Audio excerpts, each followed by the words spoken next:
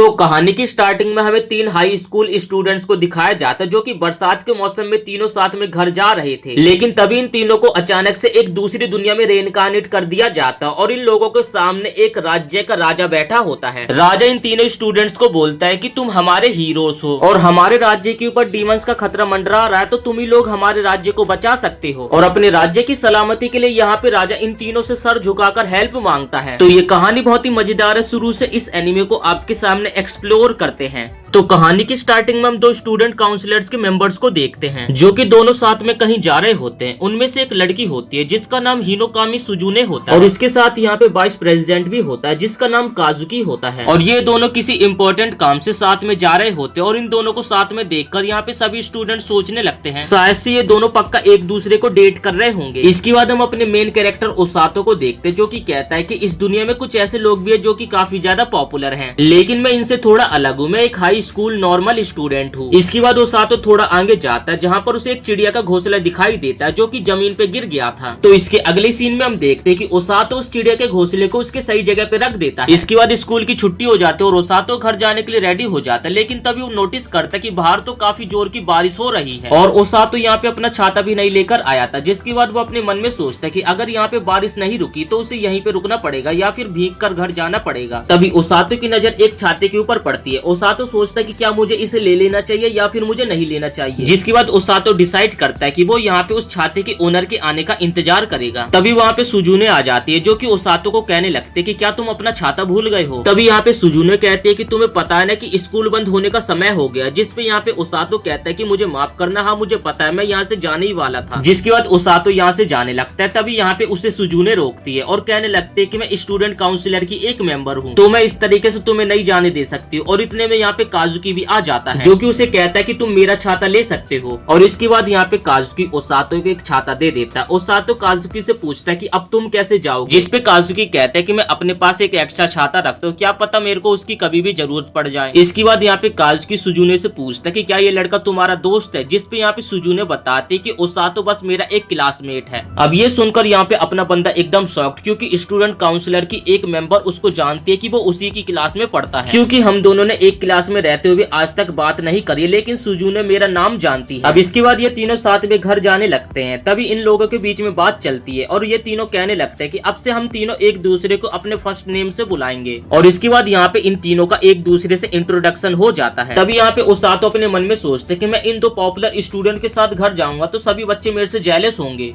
इसके बाद ओसातो काजुकी को कहता है कि तुम तो मेरे से कभी भी बात नहीं करते हो क्लास में, तुम हमेशा लड़कियों से बात करते रहते हो। जिस पे काजुकी कहता है कि ऐसी बात नहीं है, गर्ल्स मुझसे बात करते, मैं तो बस उनकी बातों का रिप्लाई देता हूँ। तब सुजुने कहते कि लगता है कि लड़कों को तुमसे बात करने में बिल्कुल भी इंटरेस्ट नहीं है। इन दोनों को यहाँ पे फनी तरीके से बात करते ओसातो बोलता है कि तुम दोनों काफी ज्यादा डिफरेंट हो जैसा कि मैं पहले सोचता था। सुजुने भी काफी ज्यादा डिफरेंट है। जिसपे सुजुने कहते कि लेकिन ऐसा क्यों, मैं तो बस क्लास की बस एक एवरेज लड़की हूँ। इसके बाद ओसातो बताता है कि तुम हर सब्जेक्ट में टॉप मारते हो, साथ ही तुम स्पोर्ट्स से लेकर हर चीज में एकदम परफेक्ट हो। और इन दोनों से यहाँ पे बातों ही बातों में ओसातो पूछ लेता कि क्या तुम दोनों एक दूसरे को डेट कर रहे हो, क्योंकि स्कूल में मैंने ऐसी बहुत सारी अफवाहें सुनी है। तब काजुकी कहता है कि ये अफवाह एकदम गलत है, हम तो साथ इसलिए घूमते हैं क्योंकि हम स्टूडेंट काउंसिलर के एक मेंबर हैं। तब यहाँ पे सुजुने भी कहते कि हाँ काफी सारे लोगों को लगता है कि हम दोनों एक दूसरे को डेट कर रहे, लेकिन तुम ऐसे लौते पर्सन हो जिसने ये हमसे सवाल पूछा। तभी यहाँ पे ओसातो उन दोनों से माफी मांगने लगता है। जिसपे सुजुने कहते कि माफी मत मांगो, मैं तो बस तुम्हारी तारीफ कर रही हूँ, क्योंकि तुम लोगों की तरह पीठ पीछे नहीं बोलते हो, तुमने आके सामने से पूछा।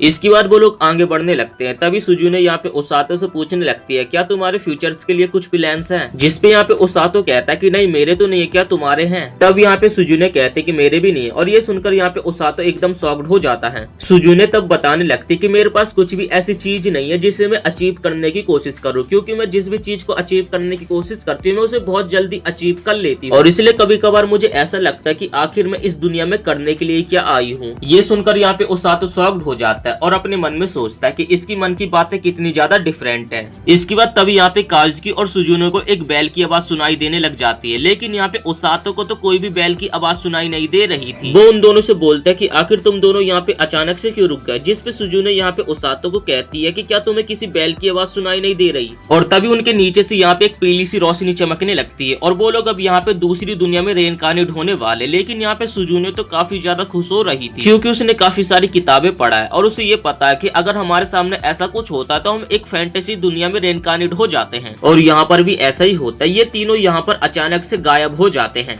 अब यहाँ पे जैसी ओसातो की आंखें खुलती तो वो लोग देखते हैं कि उनके सामने कुछ लोग खड़े हुए हैं। तभी ओसातो काजुकी से कहने लगता है कि आखिर हम लोग कहाँ हैं, जिस पे काजुकी कहता है कि इस बारे में मुझे भी कुछ नहीं पता। और दूसरी तरफ हम सुजुने को देखते हैं जो कि काफी ज्यादा एक्साइटेड हो रही थी इस वर्ल्ड में आने के कारण, लेकिन यहाँ पे अपने बंदे की तो फटी पड़ी थी। तभी वहाँ पे एक किंग होता है, वो कहता है कि आखिरकार तुम लोग जाग गए। मुझे पता है कि तुम लोग थोड़ा सा कंफ्यूज हो रहे होगे कि आखिर तुम लोग कहाँ पर आ गए। जिस पे काजुकी एटीट्यूड में बोलता है कि आखिर तुम कौन हो और आखिर ये कौन सी जगह और आखिर हम लोग कहाँ पर हैं। तब यहाँ पे उन सबसे पहले माफी मांगता है और उन्हें सारी सिचुएशन बताने लगता है कि आखिर इन लोगों को यहाँ पे क्यों बुलाया गया है। किंग बताता कि मेरा नाम लॉनबर्स लिंगन है और मैं इस लिंगन साम्राज्य का एक राजा और तुम लोगों को यहाँ पे रेइनकार्नेट किया गया एक हीरो के तौर पर। और ये सुनकर यहाँ पे सुजुने काफी ज्यादा एक्साइटेड हो जाती है। अब राजा यहाँ पे उन्हें अपनी सिचुएशन बताता है कि आज से 2 साल पहले डीमन लॉर्ड ने हमारे राज्य के ऊपर हमला करना स्टार्ट कर दिया है और जैसे तैसे आज तक हमने उन लड़ाई को अपने सैनिक के बल पे खत्म तो कर दिया और डीमन लॉर्ड अपनी शक्तियों को और ज्यादा बढ़ाते जा रहा है और हमें नहीं लगता कि अगली बार हम उससे जीत भी पाएंगे। हमारे पास कोई और भी चारा नहीं था, जिस कारण हमने फॉर्मेशन मैजिक का इस्तेमाल किया और उस मैजिक के कारण ही तुम लोगों को यहाँ पे दूसरे वर्ल्ड से बुलाया गया है ताकि तुम डीमन किंग से फाइट करके उसे इस फाइट में हराकर हमारे राज्य को बचा सको। अब ये सब सुन के यहाँ पे काजुकी काफी ज्यादा गुस्सा हो जाता है और कहने लगता है कि तुम लोगों ने यहाँ पे हमें अपने फायदे के लिए बुलाया है और तुमने इसके लिए हमसे परमिशन मांगी भी नहीं और इसलिए हमें हमारी दुनिया में वापस तुम भेज दो। तब यहाँ पे किंग कहता है कि माफ करना, हम ऐसा नहीं कर सकते। फॉर्मेशन मैजिक का इस्तेमाल करके बस हम यहाँ पे हीरोज को बुला सकते हैं, ना कि भेज सकते हैं। तब यहाँ पे काजुकी कहता है फिर हमारा क्या होगा, हमारे दूसरे वर्ल्ड में हमारी फैमिली भी है, उनका क्या होगा। राजा कहता है कि हम तुम्हारी बातों को समझ सकते लेकिन हम कुछ भी नहीं कर सकते। जिसके बाद यहाँ पे काजुकी राजा के ऊपर और ज्यादा भड़कने लगता है। अपने राजा की बेइज्जती सुनकर यहाँ पे वो सभी सैनिक अपने हथियार को उन लोगों के ऊपर तान देते हैं।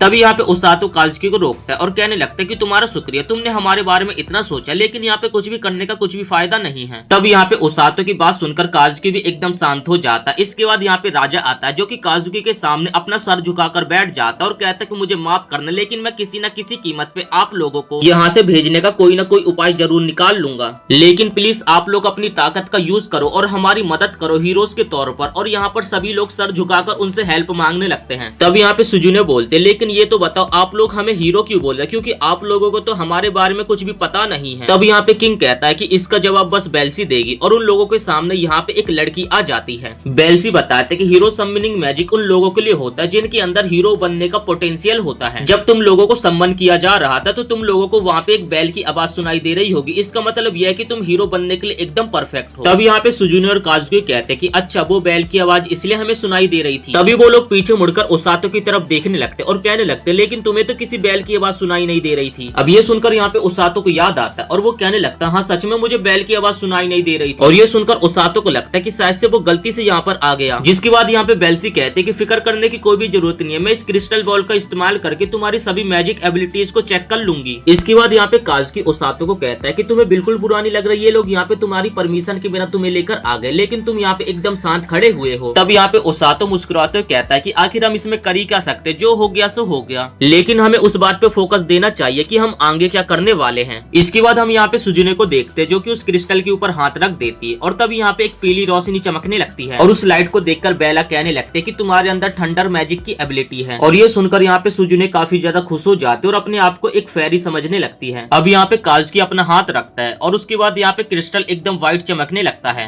सुजुने तभी एक्साइटेड होकर बताती कि शायद से तुम फायर लेजर का इस्तेमाल कर सकते हो। तभी ओसातो कहता है कि मुझे नहीं लगता कि उसे समझ आया होगा कि तुम कहना क्या चाहती हो और प्लीज ऐसा बिहेव मत करो, मैंने जैसा सोचा था तुम वैसे बिल्कुल भी नहीं हो, तुमने मेरे दिल के 1000 टुकड़े कर दिए हैं। तब यहाँ पे बेलिसा बताते कि लाइट मैजिक काफी ज्यादा यूनिक होता है जो कि कुछ गिने चुने लोगों के पास ही होता है। अब यहाँ पे ओसातो उस क्रिस्टल बॉल के ऊपर हाथ रखता है और तभी यहाँ पे ग्रीन लाइट जलने लगती है और ये देखकर यहाँ पे बेलिसा काफी ज्यादा घबरा जाते और सीधा वो यहाँ पे ओसातो का हाथ पकड़ के किंग के पास लेकर चली जाती है। किंग तभी बेलिसा से पूछते क्या तुमने सुजुने और काजुकी की मैजिक एबिलिटी चेक कर ली, जिसपे वो कहते हैं कि हाँ, उन लोगों लोगों के पास काफी यूनिक मैजिक एबिलिटी है, लेकिन ओसातो के लिए थोड़ी सी दिक्कत की बात है। तब यहाँ पे किंग हंसने लगते और कहने लगते कि ये मत कहना कि ओसातो के पास डार्क मैजिक की पावर्स हैं। बेलिसा कहते कि नहीं, जब ओसातो ने क्रिस्टल को टच करा था तो वो ग्रीन हो गया था। अब यहाँ पे किंग की काफी ज्यादा फट जाते और वो भी यहाँ पे काफी ज्यादा शॉक्ड हो जाते हैं और यहाँ पे सारे सोल्जर्स भी एक दूसरे से बात करने लगते हैं कि इसका मतलब ओसातो की एप्टीट्यूड काफी ज्यादा यूनिक है। अब यहाँ पे किंग सभी को शांत करता है और कहने लगता है कि हमें जल्द से जल्द ओसातो को कहीं कैसल से दूर भेजना पड़ेगा। ओसातो को तो यहाँ पे कुछ भी समझ नहीं आ रहा था कि आखिर यहाँ पे चल क्या रहा है। ओसातो कहता है कि एटलीस्ट मुझे एक बार तो बता दो कि मेरे पास कैसी मैजिकल पावर्स है और क्या मेरे जैसी किसी और के पास भी पावर्स। तभी किंग कहता है कि हाँ है तो, और वो लोग यहाँ पे जिस पर्सन की बात कर रहे होते वो पर्सन भी यहाँ पे एंट्री मार देता है और उस पर्सन को देखकर यहाँ पे सबकी चड्डी गीली हो जाती, यहाँ तक कि किंग भी काफी ज्यादा घबरा जाते हैं। वो लड़की कहती है कि समनिंग रिचुअल कैसी गई, क्या सभी हीरोज यहाँ पे आ चुके हैं। तब किंग कहता है कि रोज तुम तो आज छुट्टी पे थी, आखिर तुम यहाँ कैसे आ गई। तब रोज कहती है कि मैं आपकी एक सर्वेंट हूँ और मैं बिल्कुल भी छुट्टी नहीं ले सकती, और इतने में यहाँ पे रोज की ओसातो के ऊपर नजर पड़ जाती है और तभी रोज ओसातो को कहने लगते कि क्या तुम एक हीरो हो, और ये सुनकर यहाँ पे ओसातो की काफी ज्यादा फट जाते और वो डर के मारे पीछे हट जाता है। तब यहाँ पे किंग रोज को समझाने लगता है कि ओसातो कोई हीरो वीरो नहीं है, वो गलती से यहाँ पे हीरोज के साथ संबंध हो गया है। तो यहाँ पे रोज किंग की बात मान जाती है और उसके बाद वो यहाँ से जाने लगती है, लेकिन जाने से पहले यहाँ पे ओसातो और रोज की एक दूसरे से इंट्रोडक्शन हो जाता है और रोज बताती है कि मैं रेस्क्यू टीम की कैप्टन हूँ। तभी ओसातो रोज को देखकर अपने मन में सोचने लगता है कि इस लेडी को देखकर ऐसा लगता है कि जैसे ये एक किलर हो। तभी बेलिसा कहते हैं कि हीरोज वेट कर रहे होंगे, तो चलो मैं तुम्हें उनसे मिलाने के लिए ले चलती हूँ। और तब यहाँ से रोज जाने लगती है और दूसरी तरफ यहाँ पे राजा को भी एकदम राहत की सांस मिलती है। राजा कहता है कि तुम्हारे साथ करना क्या वो हम बाद में सोचेंगे, लेकिन उससे पहले तुम्हारे लिए एक रूम तैयार कर देते हैं। तभी ओसातो कहता है वो सब तो ठीक है, लेकिन आपने अभी तक मेरे मैजिक के बारे में नहीं बताया कि आखिर वो क्रिस्टल ग्रीन कैसे हो गया था। और तभी रोज ये बात सुन लेती है और यहाँ पे राजा और उन सभी सैनिकों की फटके हाथ में आ जाती है। रोज ओसातो से पूछती है कि क्या वो क्रिस्टल ग्रीन हो गया था, जिस पे ओसातो कहता है कि हाँ।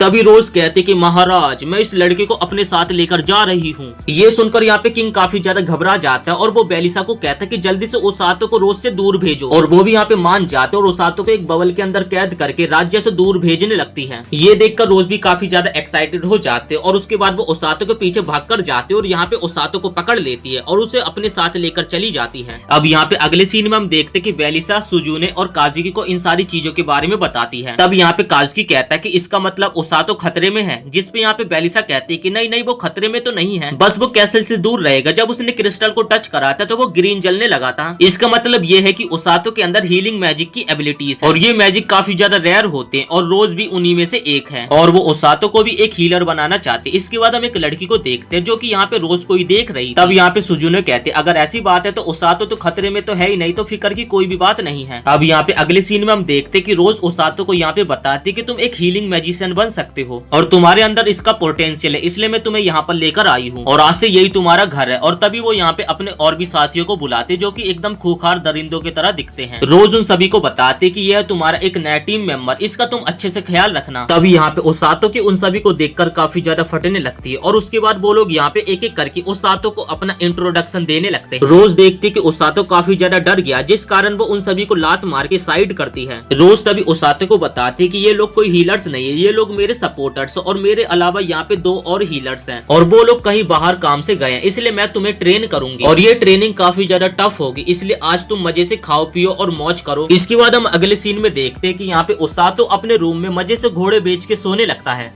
इसके बाद सुबह हो जाती है और फिर हम ओसातो को देखते हैं जो कि अपने आप से यहाँ पे क्वेश्चन करने लगता है कि मैंने इस दुनिया में रहकर सही किया या फिर गलत, क्योंकि उसकी जो ट्रेनिंग होने वाली है वो काफी ज्यादा टफ होगी और यही सोच के यहाँ पे ओसातो परेशान है। इतने में ही ओसातो के टीम का एक बंदा आता है जो कि ओसातो को कहता है कि तुमसे यहाँ पे कुछ लोग मिलने के लिए आए हैं। और जैसे ओसातो बाहर जाता है तो यहाँ पे काजुकी और सुजुने होते हैं। वो दोनों ओसातो से पूछते हैं कि क्या तुम एकदम ठीक तो हो ना। ओसातो मुस्कुराते हुए कहता है कि हाँ सब कुछ ठीक है, लेकिन अंदर ही अंदर उसकी तो काफी ज्यादा फटी हुई है। और इसके बाद ये लोग जिस वर्ल्ड से आए थे उसको लेकर यहाँ पे इन लोगों के बीच में बातें चलती रहती है। और इसके बाद यहाँ पे काजुकी और सुजुने ओसातो को अलविदा बोल के यहाँ से चले जाते हैं। और जैसे यहाँ पे ओसातो पीछे मुड़कर देखता है तो उसके पीछे रोज आ जाती है और उसे देखकर यहाँ पे ओसातो की और ज्यादा फट जाती है। तब यहाँ पे रोज ओसातो को कहने लगते हैं कि तुम्हें अपने दोस्तों से मिलकर अच्छा तो लग रहा है ना, इसके बाद क्योंकि तुम्हारी ट्रेनिंग स्टार्ट होने वाली है। और यहाँ पे ओसातो भी डरा हुआ अपनी ट्रेनिंग के लिए एकदम तैयार हो जाता है। लेकिन हम देखते कि यहाँ पे रोज ओसातो को कोई ट्रेनिंग नहीं देती है, है बल्कि ओसातो को एक बुक पढ़ने के लिए देती है और ये देखकर यहाँ पे ओसातो काफी ज्यादा हैरान हो जाता है। और तब ओसातो कहता है कि अगर मुझे अपनी ट्रेनिंग में बुक ही पढ़ना है तो फिर मेरे तो दिन काफी बढ़िया गुजरने वाले हैं। लेकिन यहाँ पे जो ओसातो ने सोचा था अगले दिन उसका उल्टा होता है। उसे अगले दिन काफी टफ ट्रेनिंग कराई जाती है जिसमें कि रोज काफी तेजी से ओसातो को भागने के लिए कहती है, लेकिन तभी यहाँ पे ओसातो काफी ज्यादा थक कर नीचे गिर जाता है। तभी रोज यहाँ पे हीलिंग मैजिक का इस्तेमाल करके जो उसे थकान होती है सब कुछ एकदम ठीक ठाक कर देती है और फिर वो ओसातो को कहते कि दोबारा से भागो, जब तक तुम मर नहीं जाते जब तक भागो, और अगर तुम किसी कारण मर भी जाते तो मैं तुम्हें दोबारा से जिंदा कर दूंगी। और ये सुनकर यहाँ पे तो ओसातो की और ज्यादा फट जाती है। इसी तरीके से यहाँ पे ओसातो का भाग भाग के पहला, दूसरा और तीसरा दिन भी बीत जाता है, लेकिन चौथे दिन से वो यहाँ पे अपने टीम मेंबर्स के साथ भागने लगता है। और यहाँ पे जो ओसातो था सबसे ज्यादा स्लो था अभी भी भागने में अपने सभी टीम मेंबर्स से।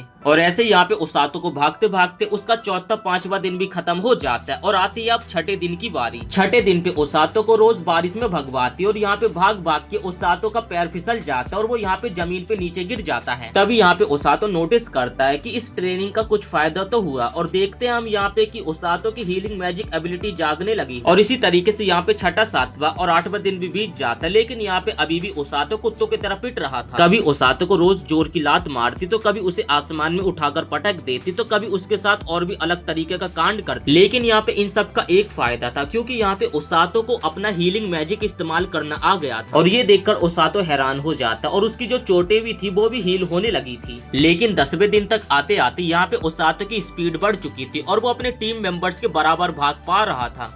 और तभी यहाँ पे ओसातो के मन में एक ख्याल आता है कि मैं 10 दिन से बस भागने में लगा हूँ, क्या मैं इसी तरीके से भागकर स्ट्रॉन्ग भी बन पाऊंगा और क्या मैं सुजुने और काजुकी की लड़ाई में मदद भी कर पाऊंगा। और तब यहाँ पे उन लोगों का एक चक्कर खत्म हो जाता है जिसपे रोज चिल्लाकर कहते कि और जोर से भागो। और इसके बाद यहाँ पे ओसातो और जोर से भागने लगता है और अपने मन में कहता है मैं ये सारी चीजें सोच रहा हूँ, अगर रोज को इस बारे में पता चली तो वो मेरा क्या हाल करेगी पता नहीं, लेकिन मैं तुम्हें बिल्कुल भी नहीं छोड़ूंगा रोज। और उसके बाद हम देखते कि यहाँ पे 10वां दिन भी खत्म हो जाता है। इसके बाद 11वां दिन आ जाता है और हम देखते कि फाइनली अब ओसातो को एक नई तरीके की ट्रेनिंग दी जाती है। ओसातो पुशअप्स मारते मारते अपने ऊपर हीलिंग मैजिक का इस्तेमाल करते हुए अपने आप को थकने से बचा रहा था। इसके बाद यहाँ पे रोज ओसातो को कहते कि तुम्हें लगता होगा कि मैं तुम्हें इतनी टफ ट्रेनिंग क्यों कराती, इसीलिए ताकि तुम जंग के मैदान में तेज भागो और इसी टेक्निक का इस्तेमाल करते हो तुम जरूरत से ज्यादा अपने साथियों की मदद करो। अब ये सारी बातें सुनकर यहाँ पे ओसातो को समझ आ जाते कि रोज उससे आखिर इतनी टफ ट्रेनिंग क्यों करा रही है। जिसके बाद ओसातो बिना गाली सुने अपनी ट्रेनिंग को दोबारा से कंटिन्यू करता है। अब यहाँ पे ओसातो को 12वां दिन स्टार्ट हो जाता। सुबह ओसातो रनिंग करता है और शाम के समय यहाँ पे रोज उससे पुशअप्स घलवाती है। अब रोज देखते कि ओसातो यहाँ पे काफी ज्यादा हैवी हो गया, जिस कारण यहाँ पे रोज 13वें दिन पे उसके ऊपर वेट लगा देती है। अब यहाँ पे ओसातो देखते देखते वेट्स के साथ भी काफी ज्यादा कंफर्ट हो गया होता है और वेट्स को भी अपने बॉडी का एक पार्ट मानने लगता है और 21वां दिन आते हुए वो काफी तेजी से भागने लगता है। इसके बाद हम यहाँ पे सुजुने और काजुकी को देखते जो कि 21वें दिन यहाँ पे ओसातो से मिलने के लिए आते हैं और जैसे वो ओसातो के पास पहुँचते तो वो लोग देखकर काफी ज्यादा हैरान हो जाते हैं क्योंकि जो ओसातो होता है काफी तगड़े पुशअप्स मार रहा होता है। उसके ऊपर 100 kg से भी ज्यादा का एक पत्थर रखा होता है और वेट्स के साथ उसके ऊपर 80-85 किलो की रोज भी बैठी हुई थी, मतलब कि 200 kg वेट्स को लेकर यहाँ पे ओसातो काफी बैडेस्ट तरीके से पुशअप्स मार रहा था। लेकिन इस चीज से यहाँ पे ओसातो इरिटेट होने लगता है, जिसपे यहाँ पे वो रोज को ताना मारते हुए कहते कि आपका वेट काफी ज्यादा कम है। जिसके बाद यहाँ पे रोज कहते कि अच्छा अब तुम्हें मेरा वेट कम लगने लगे और तभी वो यहाँ पे एक 100 किलो का एक और पत्थर उठाते और ओसातो के ऊपर रख देती। अब यहाँ पे ये सब देखिए ओसातो काफी ज्यादा इरिटेट होने लगता और उसे काफी ज्यादा गुस्सा भी आ रही थी। लेकिन तभी ओसातो यहाँ पे अपने हीलिंग मैजिक का इस्तेमाल करते हुए पुशअप्स मार देता है। अब ये सारी चीजें देखकर यहाँ पे रोज भी ओसातो से काफी ज्यादा इम्प्रेस हो जाती है और कहने लगती है कि मैंने जो सोचा था तुम उससे कई जल्दी स्ट्रॉन्ग बन जाओगे और फिर बाहर जाने के लिए तैयार हो जाओगे। अब ये सारी चीजें देखकर यहाँ पे सुजुने और काजुकी काफी ज्यादा हैरान हो जाते और वो कहने लगते कि ये बंदा ओसातो ही है ना।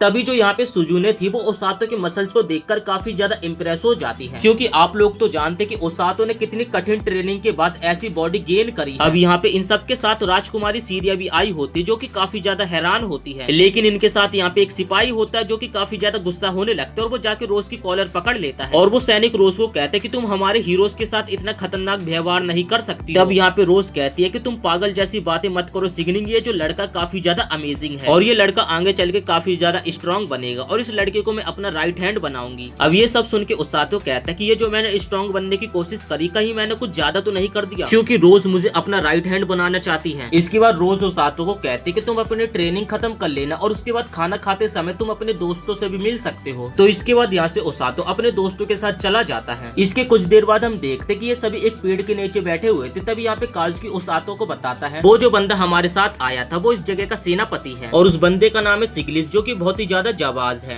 और ऐसे ही बातों बातों में यहाँ पे ओसातो पूछ लेता है लेकिन तुम्हारे साथ आखिर ये लड़की कौन है। तो इसके बाद जो राजकुमारी सीलिया होती है वो अपना यहाँ पे इंट्रोडक्शन देने लगती है और तभी यहाँ पे ओसातो राजकुमारी से माफी मांगने लगता है और कहने लगते कि राजकुमारी मुझे माफ कर देना, अगर मैंने कोई सा भी गुनाह करा हो तो मुझे इस तरीके से आपसे नहीं पूछना चाहिए था। जिस पे राजकुमारी कहते कि नहीं, तुम्हें माफी मांगने की कोई भी जरूरत नहीं है, वैसे मुझे भी सिंपल ही रहना पसंद है। तो यहाँ पे सीलिया इन लोगों के लिए कुछ खाने के लिए लाई होती है, जिसके बाद यहाँ पे ये लोग ठूस ठूस के उस चीज को खाने लगते हैं और तभी ओसातो कहता है कि ये चीज तो काफी ज्यादा मजेदार है, मुझे ये खाने में काफी ज्यादा पसंद आया। तभी यहाँ पे बातें बातों में काजुकी पूछता है कि तुम्हारी जो ट्रेनिंग होती है वो तो काफी ज्यादा टफ होती है और हमने आज देखा जो कि काफी ज्यादा खतरनाक थी, और तुम ठीक से रह भी पाते हो कि नहीं। तब यहाँ पे ओसातो कहता है कि ये तो कुछ भी नहीं, आज की ट्रेनिंग काफी ज्यादा नॉर्मल थी और ये ट्रेनिंग मेरे को सूट करने लगी। शुरुआत में मुझे भी लगता था कि मुझसे नहीं होगा क्योंकि मुझे काफी ज्यादा टॉर्चर किया जाता था। शुरुआत में मुझे लगता था कि मैं इस जगह से भाग जाऊं, लेकिन मैंने धीरे धीरे इस जगह में अपने आप को ढाल लिया है। अब ये सब सुन के काजुकी यहाँ पे ओसातो की तारीफ करने लगता है और कहता है कि सच में तुम काफी ज्यादा कमाल के बंदे हो। और दूसरी तरफ हम सुजुने को देखते जिसकी नजर तो यहाँ पे बस ओसातो के मसल्स के ऊपर होती और तभी वो अचानक से यहाँ पे ओसातो की टी शर्ट को ऊपर कर देती है और वो कहने लगती कि मुझे पता था कि तुम्हारे मसल जरूर होंगे और ओसातो क्या मैं तुम्हारे सिक्स पैक्स एब्स को छू सकती हूँ। और ये देखकर यहाँ पे ओसातो भी काफी ज्यादा शर्माने लगता है और दूसरी तरफ हम राजकुमारी सीलिया को देखते जो भी काफी ज्यादा शर्माने लगती है। तभी ओसातो बताते हैं कि मैं इतना स्ट्रॉन्ग इसलिए बनने की कोशिश कर रहा हूँ ताकि मैं तुम लोगों की जंग में मदद कर सकूँ। ये सुनकर सुजुने कहते हैं कि अगर मैं तुम्हें मदद के लिए बुलाऊंगी तो क्या तुम मेरी मदद करने के लिए आओगे। तब यहाँ पे ओसातो कहते हैं कि अगर आप मुझे एक नॉर्मल लड़की की तरह बोलोगी तो मुझे काफी ज्यादा अजीब लगेगा। ये सुनकर सुजुने कहते हैं कि आखिर तुम मुझे इतना बड़ा क्यों समझते हो, मैं इस जगह पे एक नॉर्मल लड़की हूँ। तब इस बात को राजकुमारी सीलिया एग्री करती है और कहती है कि देखा जाए तो सुजुने एक नॉर्मल लड़की नहीं लगती। और ये सुनकर यहाँ पे सुजुने काफी ज्यादा चिढ़ जाते और उतने देर में यहाँ पे ओसातो का एक टकला दोस्त उसके लिए खाना लेकर आता है और वो कहते हैं कि देखो मैं तुमसे कितने अच्छे तरीके से ट्रीट करता हूँ, मैं यहाँ पे तुम्हारे लिए खाना भी लेकर आया हूँ। तब यहाँ पे ओसातो उसकी तरफ काफी बैडस तरीके से देखता है और कहने लगता है कि आखिर तू अपने आप को समझता क्या है? उस दिन तूने मेरा लंच खा लिया था और आज तू मेरे ऊपर एहसान दिखा रहा। और उसके बाद यहाँ पे ओसातो उसके ऊपर एक जोरदार पंच से हमला कर देता और जिसके बाद यहाँ पे इन दोनों के बीच में एकदम फ्रेंडली टाइप की बैटल स्टार्ट हो जाती है। तब यहाँ पे राजकुमारी सीलिया बोलती कि हमें इन्हें बीच में रोकना नहीं चाहिए। तब काजुकी कहता है कि तुमने सही कहा, ये इन लोगों के रोज का, और मुझे लगता है कि यहाँ पे ओसातो ने हम लोगों से पहले इस दुनिया में अपने आप को अच्छे से ढाल लिया है।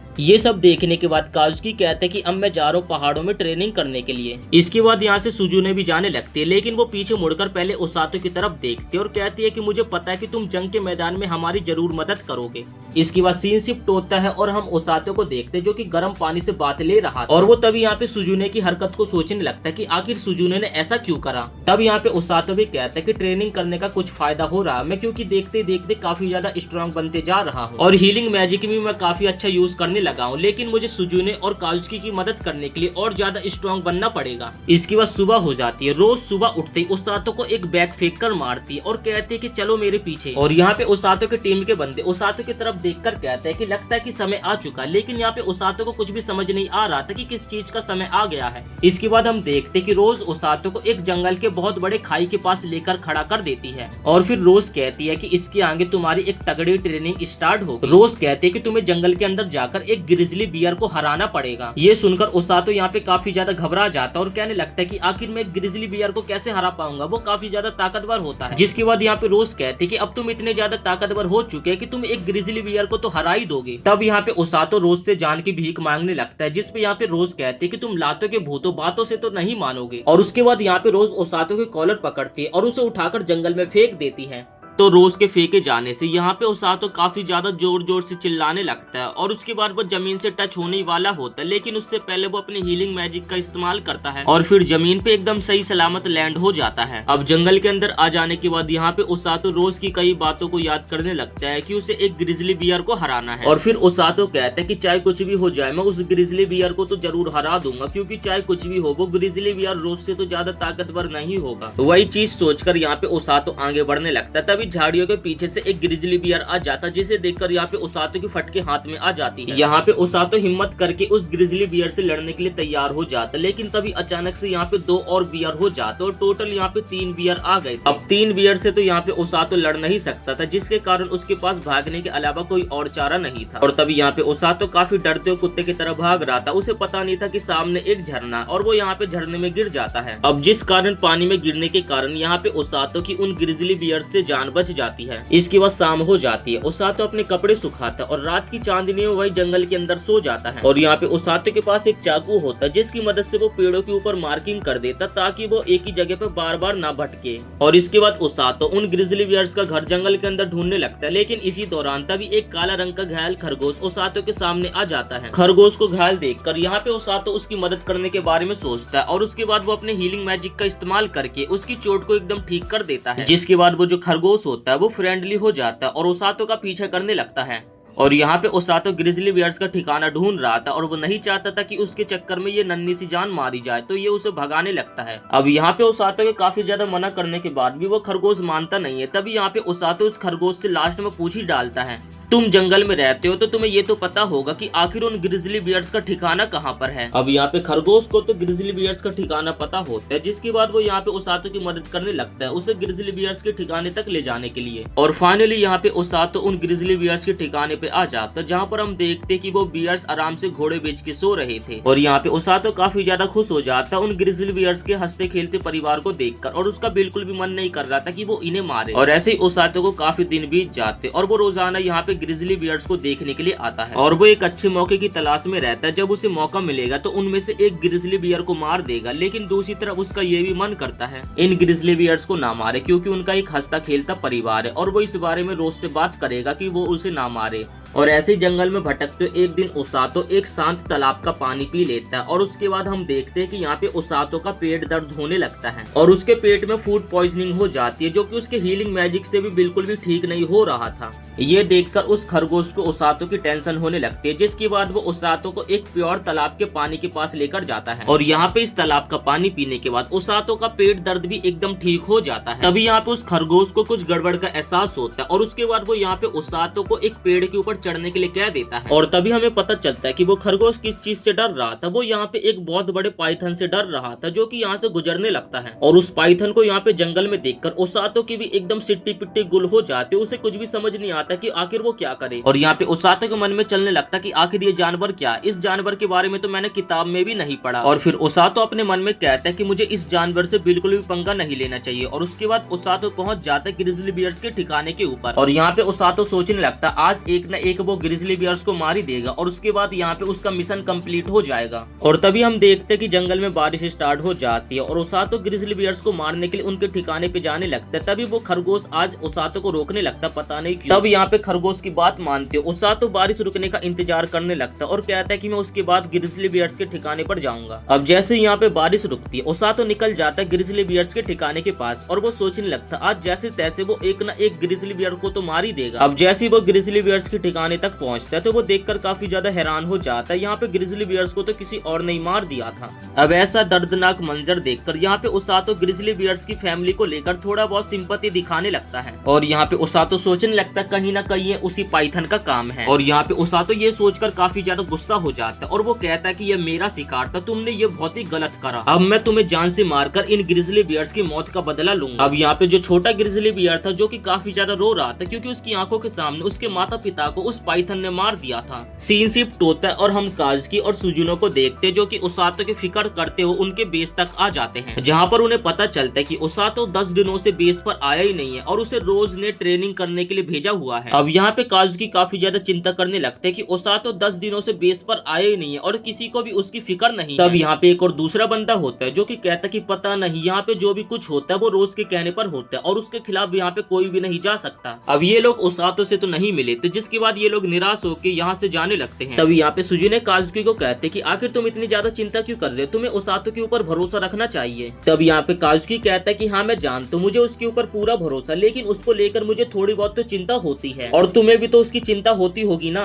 तब यहाँ पे सुजुने कहते कि नहीं, मुझे उसकी चिंता नहीं होती क्योंकि वो उस जगह में अच्छे तरीके से ढल चुका है। अब सीन यहाँ पे अपने जंगल का आ जाता है जहाँ पर ओसातो ने डिसाइड कर लिया होता है कि फाइनली अब वो उस पाइथन को मार गिराएगा और उसके लिए वो यहाँ पे फुल तैयार होता है। और फिर ओसातो जंगल के हर कोने कोने में ढूंढने लगता है उस पाइथन को। तभी उसकी नजर पड़ती है कि यहाँ पे ग्रिजली बियर का छोटा बच्चा उस पाइथन से लड़ रहा है और ग्रिजली बियर के बच्चे की यहाँ पे काफी ज्यादा बुरी हालत हो चुकी है। और यहाँ पे तभी उस पाइथन को देखकर ओसातो की थोड़ी थोड़ी फटने लगती है। तभी वो यहाँ पे रोज को याद करता है और कहने लगता है चाहे कुछ भी हो, ये पाइथन रोज से तो ज्यादा खतरनाक नहीं होगा। और उसके बाद ओसातो उस पाइथन से भिड़ने के लिए आगे बढ़ जाता है। तभी वो पाइथन यहाँ पे ओसातो को खाने वाला होते हैं, लेकिन यहाँ पे ओसातो अपनी एबिलिटी का इस्तेमाल करता है और उस पाइथन के वार से बच जाता है। और उसके बाद ओसातो अपने लकड़ी के हथियार को उस पाइथन की आंख में घुसा देता है, जिस कारण वो पाइथन यहाँ पे काफी ज्यादा लड़खड़ाने लगता है। और तभी वो पाइथन अपने आप को छुड़ाने के लिए ओसातो को अपनी पूंछ मारता है और उसे दूर कर देता है और सीधा ओसातो जाकर एक पेड़ से लगता है। लेकिन इसके बाद यहाँ पे ओसातो अपने हीलिंग मैजिक का इस्तेमाल करते हुए अपने आप को पहले की तरह ठीक कर लेता है। इसके बाद वो स्नेक अब यहाँ पे ओसातो के ऊपर काफी गुस्से में था और उसके बाद वो यहाँ पे ओसातो के ऊपर हमला कर देता है। लेकिन यहाँ पे ओसातो अपनी स्पीड का इस्तेमाल करते उसके हमले से काफी तेजी से बच जाता है और ओसातो सांप के पास पहुंचने की कोशिश ही कर रहा था। तभी वो सांप यहाँ पे अचानक से ओसातो के एक हाथ को चबा लेता है और इस पॉइंट पे यहाँ पे ओसातो काफी ज्यादा पेन में भी था। लेकिन जिस हाथ को उस पाइथन ने अपने मुंह में चबा लिया था उस हाथ में यहाँ पे ओसातो के एक चाकू भी होता है, जो कि चाकू को लेकर ओसातो उसके अंदर घुसा देता है, जिस कारण यहाँ पे वो पाइथन ओसातो को छोड़ देता है। पाइथन ने यहाँ पे ओसातो को वाइट किया था, उसका तो यहाँ पे कुछ अलग ही प्लान था क्योंकि वो ओसातो के शरीर के अंदर अपने जहर को डालना चाहता था। और ऐसा ही होता है, यहाँ पे ओसातो को अचानक से चक्कर आने लगते, लेकिन अपना ओसातो भी कहाँ कम था, वो अपने हीलिंग मैजिक का इस्तेमाल करता है और उसके वेनम पूरी तरीके से काट देता है। और फिर तेजी से ओसातो स्नेक के ऊपर हमला करने के लिए चला जाता है। तभी वो स्नेक यहाँ पे ओसातो को अपनी पूंछ से जकड़ने वाला होता है, लेकिन इस पॉइंट पे वो भालू का बच्चा ओसातो की मदद करने लगता उस स्नेक को हराने के लिए। और हम देखते हैं कि यहाँ पे ओसातो उस स्नेक के सर के ऊपर पहुंच जाता है और तभी यहाँ पे ओसातो उस पाइथन को एक जोरदार पंच मारता है और अगले सीन में हम देखते हैं कि यहाँ पे वो पाइथन मारा जाता है। और फाइनली यहाँ पे उस पाइथन को हराने के बाद ओसातो राहत की सांस लेता है और उसके बाद तभी वो ग्रिजली बियर का बच्चा आ जाता है। और इस फाइट के कारण यहाँ पे वो ग्रिजली बियर का बच्चा ओसातो को काफी ज्यादा पसंद करने लगा था। और तभी यहाँ पे वो पाइथन अचानक से जाग जाता है और उसकी नजर यहाँ पे ओसातो के ऊपर पड़ती है। लेकिन यहाँ पे ओसातो के अंदर बिल्कुल भी जान नहीं थी कि वो दोबारा से उठकर उस पाइथन से लड़ सके। और यहाँ पे ग्रिजली बियर का बच्चा ओसातो को उठाने की कोशिश करता है, लेकिन तभी अचानक से वो स्नेक यहाँ पे ओसातो के ऊपर हमला कर देता है। अपने आखिरी पलों में यहाँ पे ओसातो सोचने लगता है कि आखिर वो इस सिचुएशन में कैसे फंसा। और तभी यहाँ पे ओसातो को याद आता है कि ये सारी गलती रोज की, उसी ने मुझे इस जंगल में मरने के लिए भेज दिया। तभी यहाँ पे ओसातो रोज को याद करते काफी ज्यादा गाली बकने लगता है कि कमीनी, तेरे वजह से मैं यहाँ पे फंसा हूँ, अगर मुझे मौका मिलेगा तो मैं तुझे सबक जरूर सिखाऊंगा। और इतने में वो पाइथन ओसातो को खाने ही वाला होते, तभी आसमान चीरती हुई यहाँ पे रोज आ जाती, जो कि उस पाइथन के ऊपर अपनी 250 किलो की लेग मार देती है। और उसके बाद हम देखते कि यहाँ पे वो पाइथन मारा जाता है। रोज की यहाँ पे इतनी खतरनाक एंट्री देखकर ओसातो भी काफी ज्यादा हैरान हो जाता, उसे समझ नहीं आता कि आखिर रोज यहाँ पे अचानक से कैसे आ गई। तभी रोज ओसातो को बताते कि मैं तुम्हारे ऊपर 24 घंटे नजर रखी हुई थी, ये जो तुम्हारे साथ खरगोश घूम रहा था ये दरअसल मेरा ही पालतू खरगोश है और मैं देखती रही, अगर तुम्हें मदद की जरूरत पड़ेगी तो मैं तुम्हारी मदद करने के लिए आ जाऊंगी। तब ओसातो पूछने लगता है ये खरगोश जो मेरे सामने घायल होकर आया था ये बस उसका नाटक था मेरा भरोसा जीतने के लिए, और इस खरगोश ने मुझे तुम्हारी पल पल की खबरें बताई थी। और ये सब सुन के यहाँ पे ओसातो काफी ज्यादा हैरान हो जाता है। इसके बाद ओसातो गुस्सा करने लगता है, जब तुम्हें ये सारी चीजें पता थी तो आखिर तुम मेरी मदद करने के लिए क्यों नहीं आए, क्योंकि ये पाइथन तो हमारे सिलेबस में था भी नहीं। तब रोज बताने लगती है जब हमारे ऊपर पिछली बार डीमन अटैक हुआ था तब ये पाइथन यहाँ पे बच के आ गया होगा, और जब से ये पाइथन यहाँ से गया भी नहीं। और मैं तुमसे काफी ज्यादा खुश हूँ क्योंकि तुम अपने से भी काफी ज्यादा ताकतवर अपोनेंट से काफी बढ़िया तरीके से फाइट करे। और तभी यहाँ पे ओसातो रोज के ऊपर गुस्सा होने लगता और उसे देखकर यहाँ पे ग्रिजली बियर भी रोज के ऊपर गुस्सा होने लगता है। तब रोज कहने लगते कि लगता है तुम्हें ये ग्रिजली बियर पसंद करने लगा, जिसपे ओसातो सोचते कि हाँ शायद से पसंद करने लगा होगा क्योंकि इस ग्रिजली बियर का कोई परिवार तो है ही नहीं। और इसके बाद हम देखते कि ओसातो उस ग्रिजली बियर को एकदम पेट की तरह प्यार करने लगता है और यहाँ पे वो ग्रिजली बियर भी डिसाइड कर लेता है कि अब वो ओसातो के साथ ही रहेगा। इसके बाद रोज उस ग्रिजली बियर को कहते कि इस लड़की को अपने पीठ के ऊपर उठा लो और चलो यहाँ से। इसके बाद वो ग्रिजली बियर ओसातो को अपने पीठ पे उठा लेता है। तभी ओसातो उस ग्रिजली बियर से पूछता है कि तुम्हें कोई दिक्कत तो नहीं है मुझे अपने पीठ के ऊपर उठाने के लिए। तब तब यहाँ पे वो ग्रिजली बियर मुस्कुराते हुए कहता है कि मुझे कोई दिक्कत नहीं है। और इसके बाद रोज उन दोनों को अपने कंधे के ऊपर उठा लेती है और उसके बाद वो इन दोनों को ले जाने लगती है। और फिर रोज उसातो को कहती है कि मैंने सुना कि तुम एंडिंग में मुझे कुछ कह रहे थे, ये मत सोचना कि मैंने वो सुना नहीं, इसकी सजा तुम्हें जरूर मिलेगी। अब ये सुनकर यहाँ पे उसातो काफी ज्यादा डर जाता है। अब घर जाते समय यहाँ पे रोज कहने लगती है चाहे कुछ भी हो लेकिन मुझे तुम्हारे ऊपर काफी ज्यादा गर्व है। तुम तैयार तो नहीं हो अभी तक जंग में जाने के लिए, लेकिन तुमने अपनी तरफ से काफी ज्यादा मेहनत करी है और इसलिए मैं तुम्हें पास करती हूँ। अब ये सुनकर यहाँ पे उसातो खुश होता है, लेकिन सोचने लगता है कि आखिर किस तरीके की जंग होने वाली है और आखिर मुझे रोज किस तरीके की ट्रेनिंग दे रही है। तब यहाँ पे रोज कहते कि तुम्हें बिल्कुल भी अंदाजा नहीं है आगे चल के किस तरीके की लड़ाई होने वाली है। सो इस वीडियो को हम यहीं पे समाप्त करते हैं। वीडियो पसंद आई तो वीडियो को एक लाइक करके चैनल को सब्सक्राइब जरूर से कर देना इस एनिमे का पार्ट 2 देखने के लिए।